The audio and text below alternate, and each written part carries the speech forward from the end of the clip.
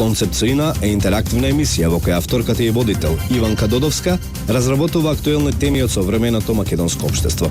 Емисијата има за цел да прерасне во вистинска работилница на знаење и размена на искуство од областа на политиката, образованието, историјата, религијата и безбедноста, кои ќе имаат позитивно влијание врз развивањето и унапредувањето на општествениот диалог кај слушателите. Концепт со ина. Понеделник од 17 до 18 часот на Радио Слободна Македонија. Добар ден, почитувани драги мои слушатели. Добар ден, Македонијо. Денеска нови понеделнички 22 февруари 2016 година повторно се состануваме во точното време, значи 17 часот и некоја минута, да проговориме за некои општествено горливи теми и прашања кои не окупираат и со кои што едноставно не сакале или некеле не можеме, а да не сме заинтересирани да се занимаваме со истите. Секако, почитувани, се надевам дека ве наоѓам во добро расположение. Знаете дека концепт со ина и јас, вашата авторка и водителка на емисијата доктор Иванка Додовска, секогаш се обидуваме и од црните нешта да извлечеме некои поуки, и од лошите искуства се обидуваме да представиме една нова димензија, да најдеме некои нови солуции и како и секој понеделник во истото време во еден континуитет да креираме некои појасни и по-чисти визии за напредокот на Република Македонија, визии за тоа дека нели нема нешто што е невозможно и не е неостварливо доколку се има концепт, доколку се има желба, доколку се сака да се создаде, да се представи, да се изгради и така натаму, и сето тоа со една добра и една позитивна мисла. Секако, почитувани на граѓаните на Република Македонија, повеќе од 2 декади и тоа како и треба позитивна визија. Верувам дека ќе се согласите со мене дека во сите премрежја во кои што се наоѓавме во изминатите нели демократски циклуси и потреси, можевме да заклучиме дека секој пат излегувавме многу помудри, многу поискусни и многу посвесни за тоа што сакаме, а што не сакаме да ни се случува во иднина. Оттаму, почитувани, секако дека сето ова што го доживуваме во последниот период, искуствата кои што ги стекнуваме и со кои што катадневно сме окупирани, а кои не засегаат како нас, така и иднината на нашите деца, на нашите внуци. Секако дека не можеме да ги пренебрегнуваме, не можеме да останеме настрана и во ниеден случај не можеме да се преправаме дека не се значајни и дека не допираат сите и дека немаат одраз на се она севкупно однесување кое што едноставно така не ни го одвлекува вниманието и од нас прави да некако нели да се најдеме како во некој витал, да не можеме да најдеме излез од ниедна состојба. Секако дека македонските граѓаните на Република Македонија, жителите на оваа прекрасна мала земја, градена со многу крв, со многу мака, со многу негирања, со денационализации, со многу премрежје.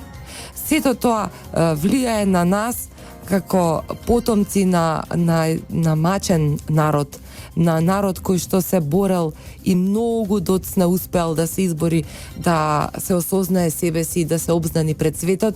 Заслужуваме да бидеме слушнати и заслужуваме да понудиме наше мислење за тоа каде сакаме да одиме и со што сакаме во животот да се занимаваме. Секако дека она што најмногу ме боли мене лично, а верувам дека ве допира и сите вас, тоа е подценувањето и од однос на меѓународната заедница, на дел од меѓународните представници кон тоа како треба да се одржува внатрешниот политички и општествен поредок на Република Македонија, како и пречекорувањето на границите кои што одредени политички елити си ги дозволија единствено со цел и во интерес на нивните приватни субјективни причини, што секако дека лошо говори и за нив, но и штетата која што е веќе нанесена укажува на тоа дека постојат некои несогледливи последици кои на долг рок ќе ги чувствуваме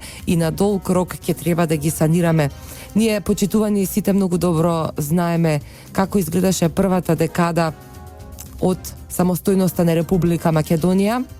Секако дека повеќето од нас тогаш беа деца или млади, премногу млади луѓе, но не сите беа млади, а сите добро ја почувствувавме транзициската маката на трансформираните поранешни комунистички директори, функционери, маката која што ни ја приредија голем број на странски служби кои што влијаеа да се одржува редот и поредокот во поранешната Југославија, кои продолжија и во наредниот период да имаат и то како битно влијание во главните политички одлуки на државата.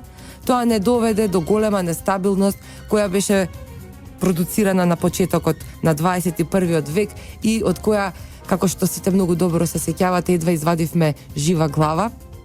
Понатаму имавме еден мал период кога дојдоа некои нови политички струења, но не доволно спремни да се изборат до крај и да направат поголем пресврт.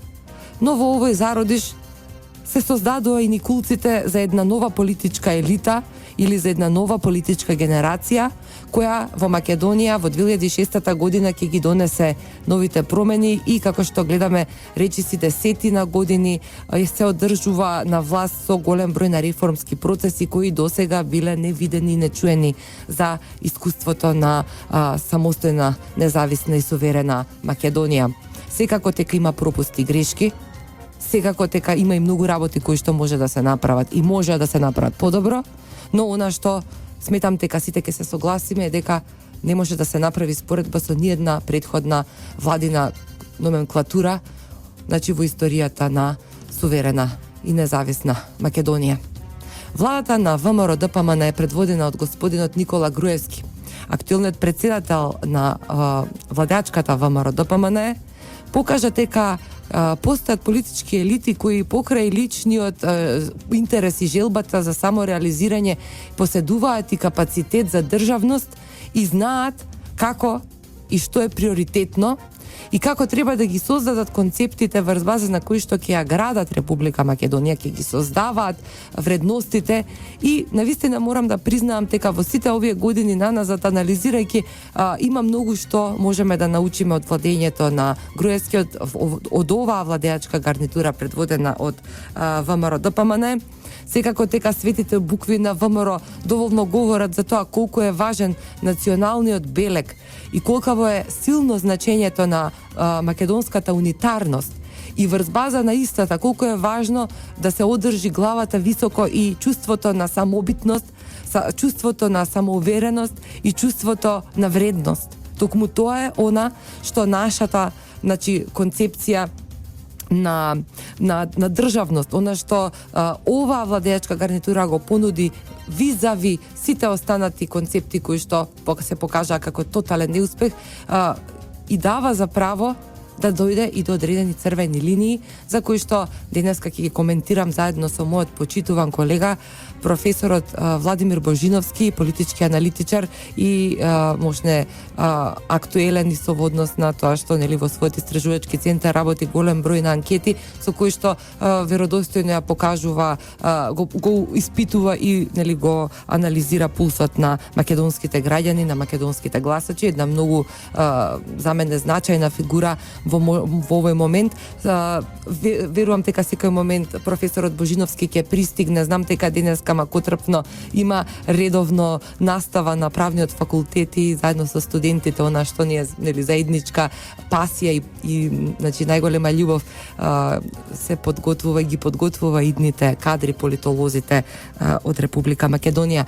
Додека го чекаме професорот Божиновски, би сакала да истакнам и дека се она што во животот сме го нели искусиле како одредена состојба, можеме во одреден момент и да го ставиме во известни рамки врз база на кои што ќе ги едноставно анализираме сите аспекти кои што влијаеле да се донесат одредени одлуки и одговорот на она што и претходно ви го кажав, мислам дека најдобро го кажува Божиновски за денешен курир, кој вели дека изборите кога и да се случат ќе донесат нова катастрофа за социјалдемократскиот Политичкиот сојуз, бидејќи според нив рейтингот на Заев се движи само во надолна линија, па од тука единствен спас за одложување на крајот на политичката кариера, опозицијскиот лидер ја гледа во одложувањето на изборите и пролонгирање на кризата и тоа колку што е можно.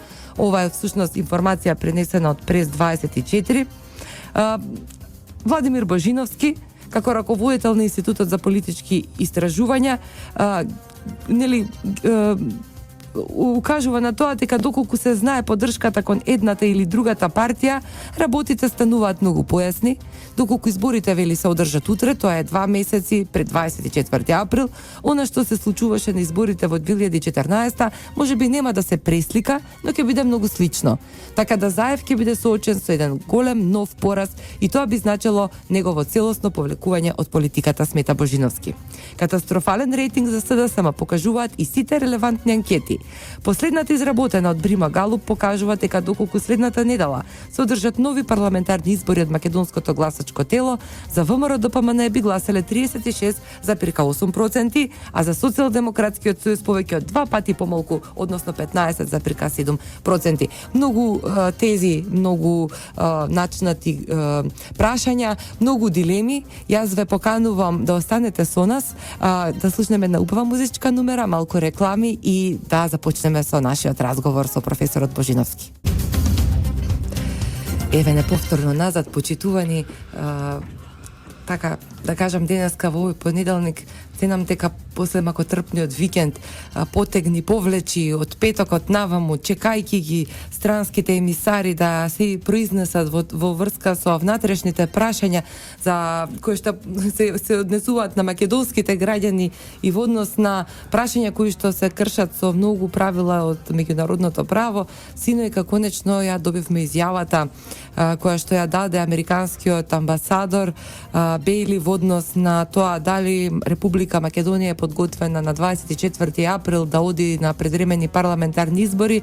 Ова предизвика бурна реакција во јавноста, се создадоа голем број на разногласија кои ја поддржа или ја негира оваа изјава. Ценам дека најсоодветната личност за со која што би можела да го започнам овој разговор во интерес на нашите слушатели, на македонските граѓани е токму професорот Владимир Божиновски. Професоре, пред се да ви посакам добре дојде.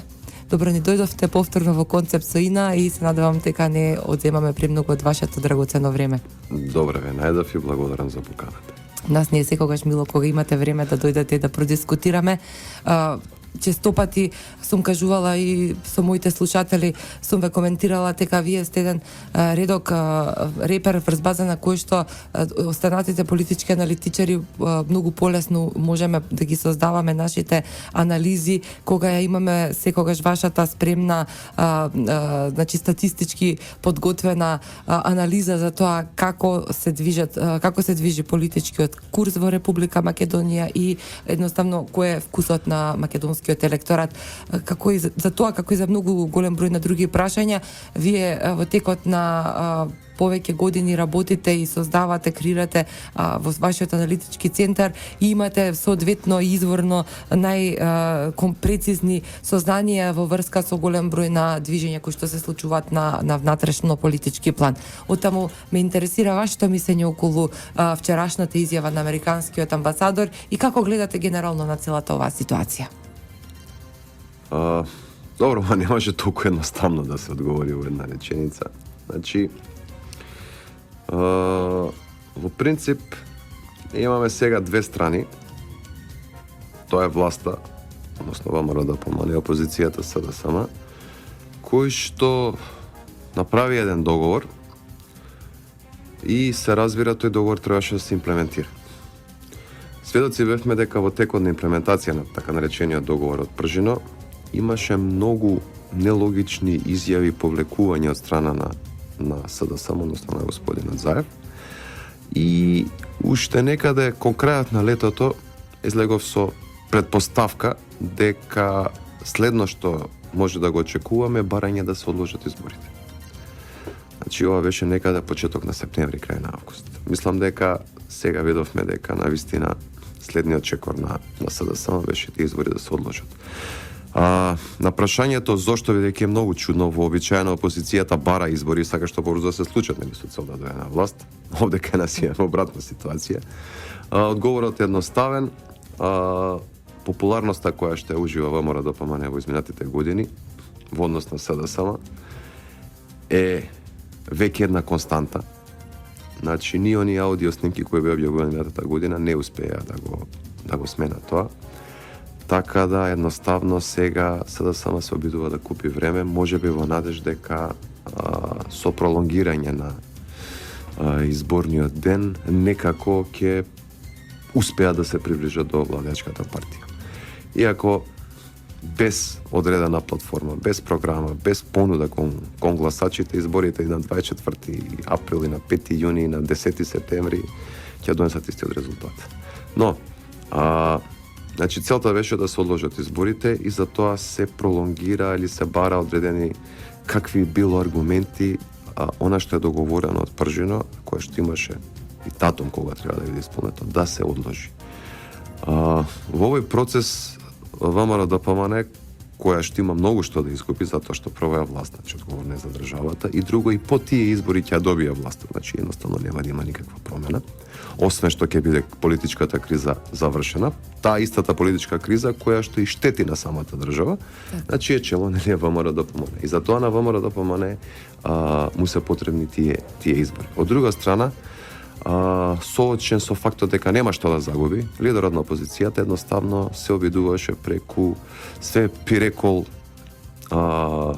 почудни услови и услови кои што на некој начин ќе биде све потешко и потешко на партнерот во договорот, односно на ВМРО-ДПМН да ги исполни, да се обиде нели да го пролонгира исполнувањето на тие критериуми, се со цел нели за одложување на изборите. Од кое тоа не се успеа, на крај самата СДСМ 3 до 4 недели ја пролонгираше почетокот на прво, значи самото конституирање на ДИК и почетокот на работата на ДИК, и сега ние видовме дека токму ДИК им е главниот аргумент зашто треба да се одложат изборите, односно пречистувањето на избирачкиот список. Иако они предложи активна регистрација, ВМРО-ДПМН ја прифати, вие се повлекоа. Активната регистрација за 2 месеци све ќе се завршише. Секој кој што сака да гласа, кој што мисли дека може ќе гласа, треба да отиде само да се пријави и ете ти избирачки список. Сега. Освен ова, они на маса го ставија и некаков нов закон за медиуми. Тој е нов закон за медиуми, иако го слушам господинот Заев дека повторија дека тоа е дел од договорот од пржино, значи не е дел од договорот од пржино. Дел од договорот од пржино беше предизборното однесување на медиумите. Тоа е завршено и договорено. И немаме никаков проблем. Да. Значи, зашто би се носел закон за медиуми? Мислам, би требало да биде предуслов за избори, ако за 3 дена од сега ќе стапеа на сила правилата за известување пред избори. Точно. Значи, воопшто нема никаква причина сега. Значи, тој закон за медиуми кој што се форсира, воопшто не мора да се донесе сега. Никакво влијание нема на изборите, затоа што несувањето на медиумите од 24 февруари до 24 април е регулирано со значи самиот изборен закон. Во однос на ДИК, јасно е дека избирачкиот список без никаков проблем може да се прочисти. Тој е веќе прочистен, него да се споредат базите, сите бази на барање на опозицијата во ред, и тоа е легитимно, ќе се споредат, ќе има и теренска проверка таму каде што се. Значи, без никаков проблем тоа може да се заврши за 2 недели. Без никаков проблем, апсолутно. Тоа го, значи, ова не се некои мои согледувања, туку тврдење на експерти кои што се занимаваат со таа проблематика. Точно. Сега, значи, кога тие два услови без никаков проблем, значи едниот услов може да биде исполнет, а другиот услов воопшто, значи не е дел од договорот од пржино и од него воопшто не зависи никако исходот на самите избори, затоа што медиумите како ќе се однесуваат пред избори е договорено, а за све друго може после изборите да се дискутира, иако не имаме нов закон. 2013 година закон подржан од ТЕУ и од ОПСЕ. Не се. Едноставно тоа беа аргументите во недостиг на други за да се одложат изборите. Иако првично и комесарот Хан излезе со изјава дека избори на 24 април ќе има. И американците, и меѓународните, и сите излего и кажа дека ќе има време све да се направи, дека ќе има избори. Повторно сме соочени со попустливоста на меѓународната заедница кон СДСМ, а која што е исклучиво заради фактот што соочени со неможноста да се убеди Зоран Заев во однос на својата деструктивна политика која што ја води, бидејќи нема што да изгуби. Значи, он едноставно нема што да изгуби. Зошто он би прифаќал нешто ако на тие избори он ќе изгуби и со тоа ќе си замине од власт, односно од претседателската функција во СДСМ. Значи, он нема што да изгуби, повторно притисокот се насочи кон страната која што има што да изгуби, а тоа е ВМРО-ДПМН. За жал, она што беше вчера изнесено е производ на на овие политики. Дури и она што вчера беше предложено од страна на ВМРО-ДПМН, да се собере целиот состав на ДИК, да се продискутира кога би можело да се заврши работа, додека сите се повикуваат на ДИК, ДИК го нема никаде. Че никој не успеа вчера да го најде претседателот на ДИК. Професоре Божиновски, јас ви предлагам овде да направиме една кратка пауза за реклами. Вие, почитувани слушатели, останете со нас, се враќаме веднаш назад. Драги мои почитувани слушатели, вие сте на најубавото радио во боја, радио Слободна Македонија 96.fm. Денеска говорам со мојот почитуван колега професорот Владимир Божиновски од Правниот факултет Јустинијан I и познат политички аналитичар, раководител на Центарот за истражувања кој што постојано продуцира анализи врз база на кој што се мери јавното мислење на македонските граѓани во однос на голем број на општествено-политички прашања. Мислам дека соодветна личност за денешниот разговор. Ние малку, професоре, проговоривме, вие дадовте ваш вовед во целиот овој процес кој што доведе до оваа состојба околу повторното ретерирање од страна на Социјалдемократскиот сојуз, како и попустливиот однос од страна на странските представници и притисокот кој што се врши врз владеачката ВМРО-ДПМН. Говоревте и за случувањата во Државната изборна комисија. Би сакала да ве замолам за вашето мислење. Дали може би во рамките на Државната изборна комисија постојат предпоставки дека се случуваат голем број на нерегуларности од страна на опозицијскиот како да кажам делегат или претседател со ДИК, како и со големиот број на манипулации кои што се употребуваат во целиот овој процес од страна на дел од членовите на Државната изборна комисија. Дали сето тоа влијае на одлуката на ВМРО-ДПМН да се брани со помош на правото и на законите и да бара свикување на јавна седница каде што целата македонска публика, македонските граѓани ќе имаат можност да се осведочат како всушност се работи во Државната изборна комисија. Знаете, целиот, значи ДИК е тука. ДИК на некој начин е тука жртва на некои повисоки интереси. Затоа што ДИК до сега се вршеше добро работата во изминатите изборни циклуси. Сега односот на, и тоа сега требаше да биде како попрофесионален, нели ставивме експерт за претседател, но очигледно дека не е баш така. Односот на господинот Чичаковски е до сега варе тотално непрофесионален. Ние сме свесни дека пред месец дена излезе со некаква изјава писмена која што ја донесе на преговорите помеѓу четирите партии, која што постиза дека е негов личен став, а не е став на ДИК, но он тоа го представи како став на ДИК. За вчера никаде да не може никој да го најде. И да одговори на прашањето дали е навистина точно дека ДИК нема време да се заврши својата работа до 24 април. Но све ова ви кажав, само еден ДИК е исклучиво аргумент, инструмент во рацете на Заев со цел да се одложат изборите. Вториот беше со медиумите и он цело време повторува дека тоа е дел од пржина. Сите се свесни дека апсолутно никаде не е споменато дека треба да се донесе нов закон за медиуми според желбата и потребите на Зоран Заев, каде што ќе може на копче да ги гаси медиумите како ќе му текне. Он или неговиот представник, нели се разбира.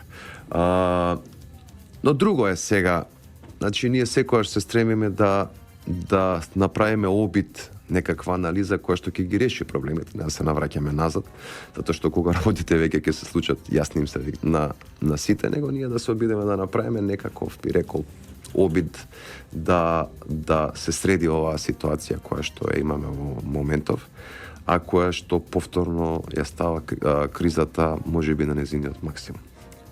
Пак ја повторам, без никаква потреба. Единствената причина зашто се случува ова е фактот дека СДСМ ќе загуби наследните избори и дека Зоран Заев ќе мора да се повлече од претседателската функција. За да не се случи тоа, значи не дека он може да биде премиер, туку да остане претседател на СДС. За да не се случи тоа, еве што се случува во државата во моментот. Значи имаме сериозна политичка криза. Каде би биле тие излезни решенија, тие точки на кои што може да се надеваме дека би можело да се постигне некаков компромис? Првиот избор, според мене, има две солуции кои што можеби би биле добар почеток за преговори каде што би се вклучило ВМРО-ДПМНЕ. Значи, едно мора да се разјасни.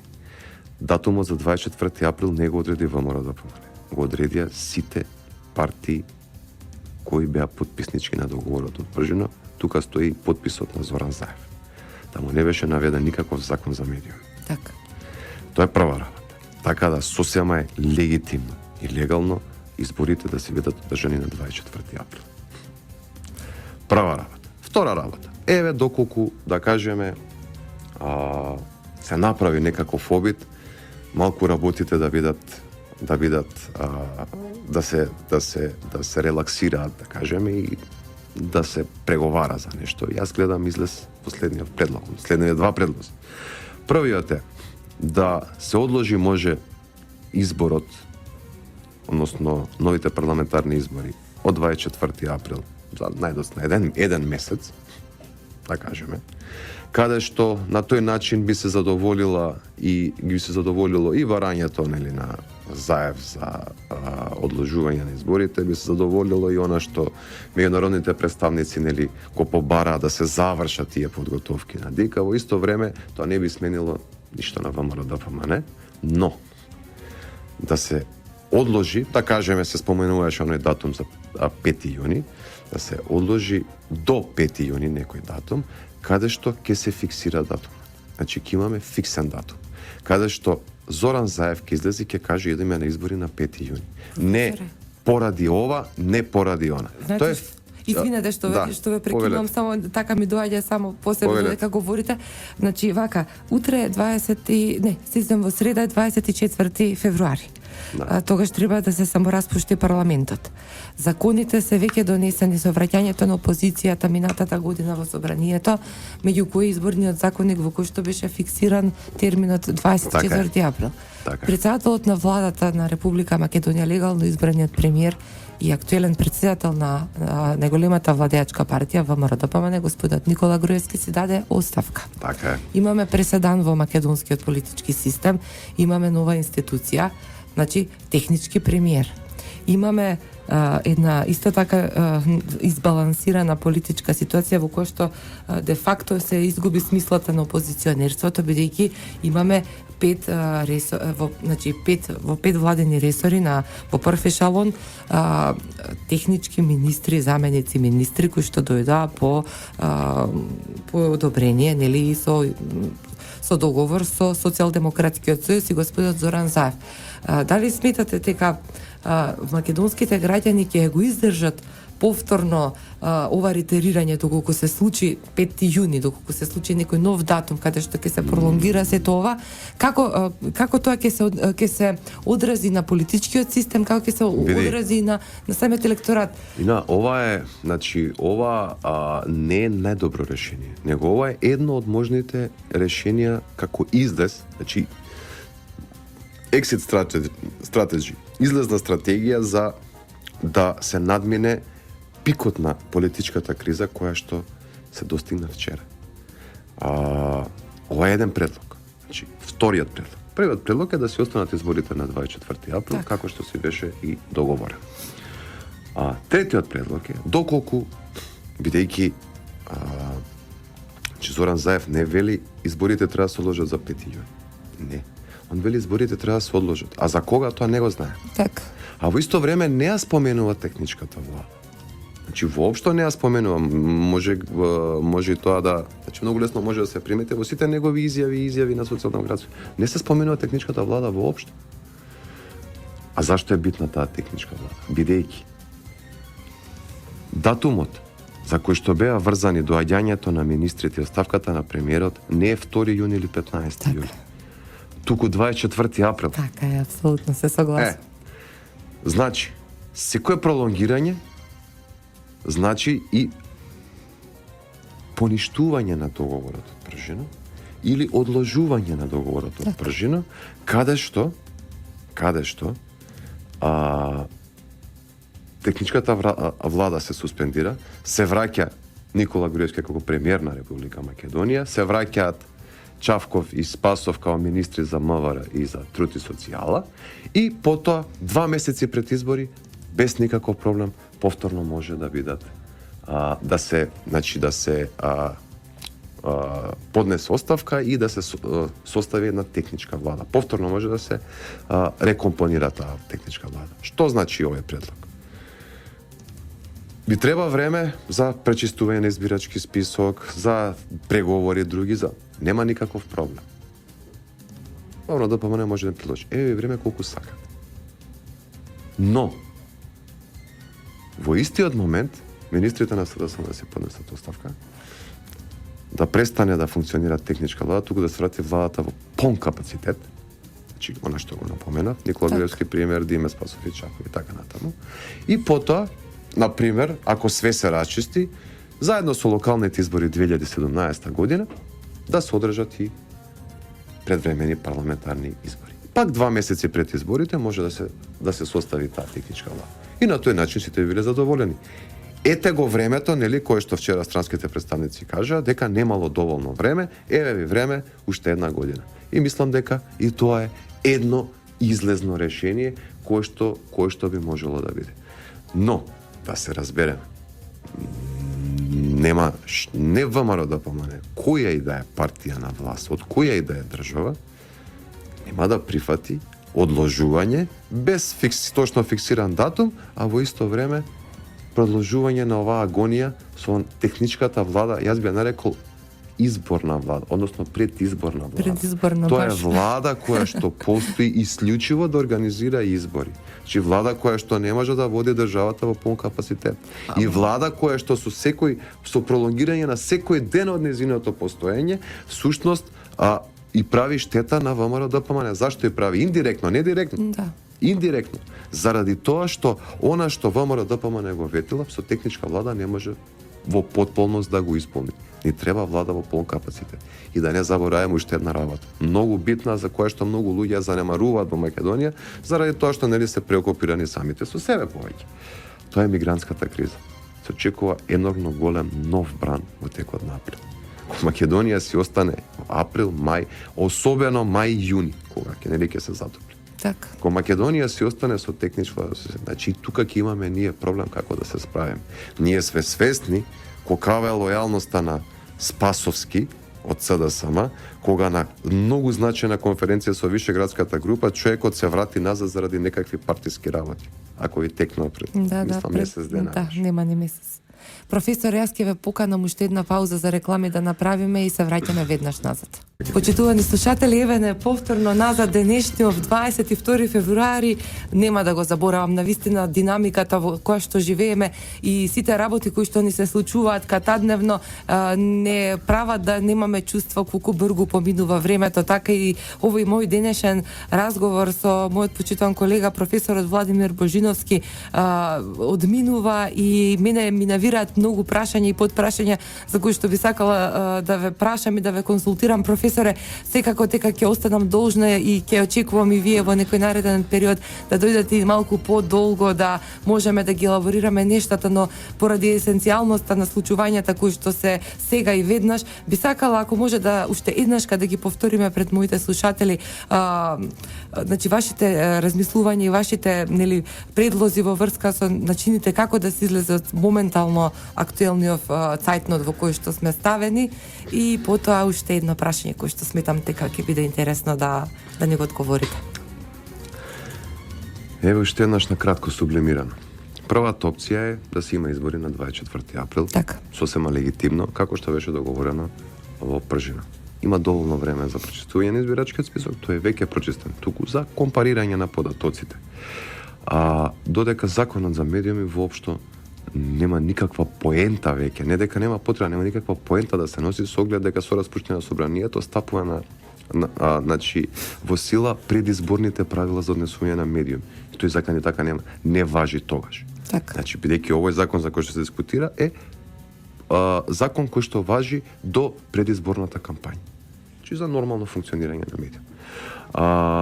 Така да тоа е првото решение да се има избори на 24 април. Второто решение, иако е помалку веројатно, сепак постои како такво, ВМРО ДПМН да се согласи на фиксен датум до 5 јуни, значи до месец дена продолжување на изборниот ден, при што самиот лидер на опозицијата ќе излезе ќе каже дека ќе имаме избори на 5 јуни. Без што би било, кога би било. Затоа што сме свесни дека Зоран Заев не кажа датум посакуван за избори.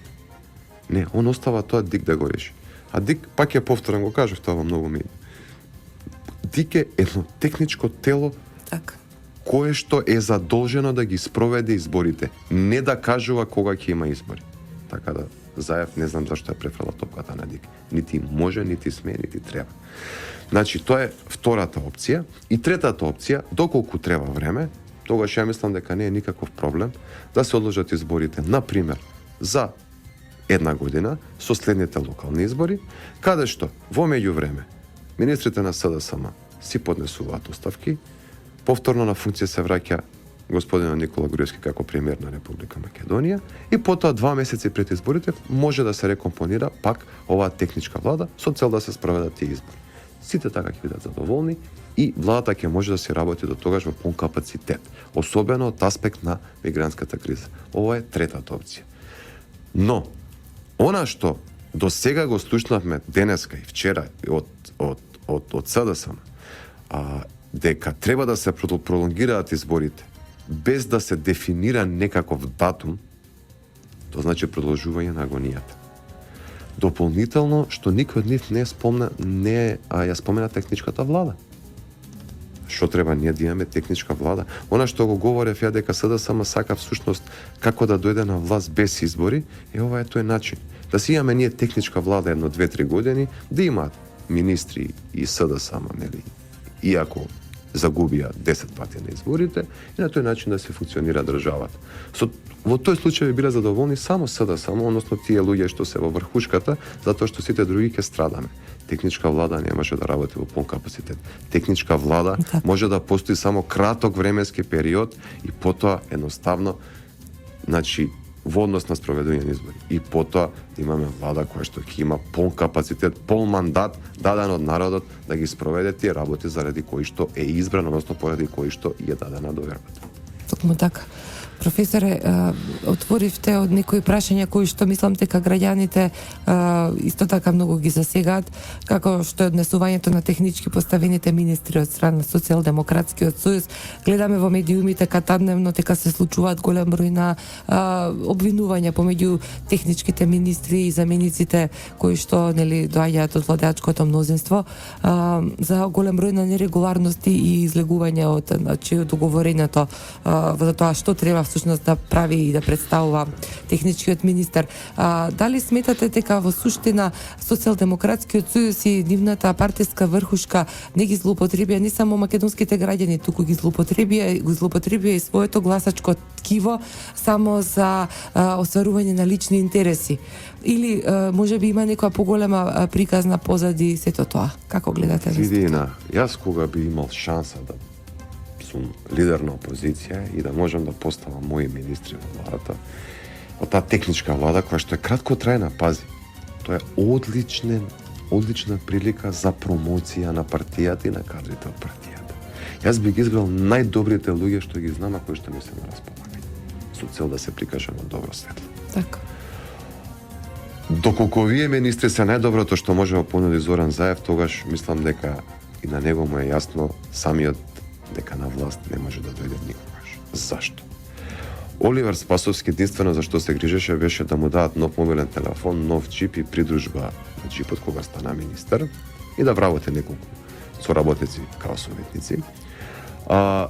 Меѓу кои што нели унапредување на кадри на СДСМ, кај што беше сопругот на Ременска. Так. Нели бидејќи они се залагаат за да нема непотизам и такви работи, нели сопругот беше напреден само колку кажа 5 или 6 позиции. Други исто така началници кои што беа напредени 7, 8, 10 позиции. Така да тоа е перформансот на Спасов, тоа е перформансот на Ременска. Дополнително имаме одлука на управниот суд, Висшиот управен суд, каде што се наложува да се вратат предходните началници. И во МВР, и во Труд и социјала воопшто не се поштува таа одлука. Она во турско се нарекувало баши бозук. Тотално непочитување на законите. Како че кои што луѓе дека може да ги спроведуваат и да ги носат тие исти закони кои што мометов не ги почитуваат. И дополнително го имаме на пример заменикот за финансии Наумов, кој што отворено предваден им се заканува на банките и на банкарите, кои што луѓето врска немаат ни со политика, ни со ништо. Си огледа профитот и банките. Он директно им се заканува на банките. Ако се тие луѓето најдобри што може да ги понуди заев, тогаш и не е чудо што му се вакви ретензити, што воопшто нема никаква шанса да победи на изборите и да дојде на власт.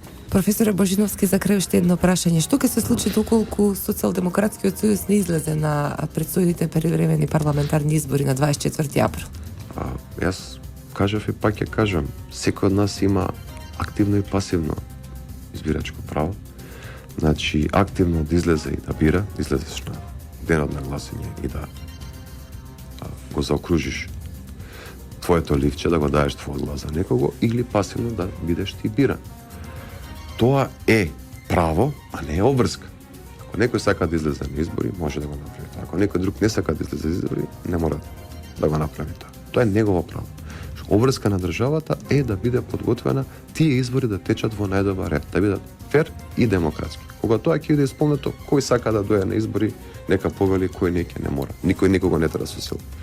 Мислам дека ќе се согласите со мене од она што имаме јавен транспарентен увид од 2008 година наваму председател на Државната изборна комисија е секогаш представник од Социјалдемократскиот сојуз и досега на сите извештаи после секои избори секогаш стои подписот на опозицијскиот представник што зборува во прилог и на информациите на ОПСЕ и ОДИХР, дека денот на изборите секогаш бил во најдобар ред и дека тие мали отстапувања кои што се појавувале се минимални во однос на историјатот на изборните циклуси кои што ги организираа социјалдемократите. Но за овие прашања и за многу други се надевам дека и во иднина ќе имаме можност, како што веќе рековме, да дискутираме. Професоре Божиновски, уште еднаш од моје име и од името на моите слушатели ви благодарам за одвоеното време и посакувам успешна работна недела. Благодарам и на вас за покана. Почитувани слушатели, ова беше Концепт Соина. Радио Слободна Македонија е трговско радиодифузно друштво. Јас сум доктор Иванка Додовска, уредник и водител на емисијата Концепт Соина. Денес е 22 февруари 2016 година, продукција Радио Слободна Македонија. Бидете ми здрави, живи, срекни и весели, исполнете ги своите соништа, верувајте во себе, верувајте дека можете повеќе.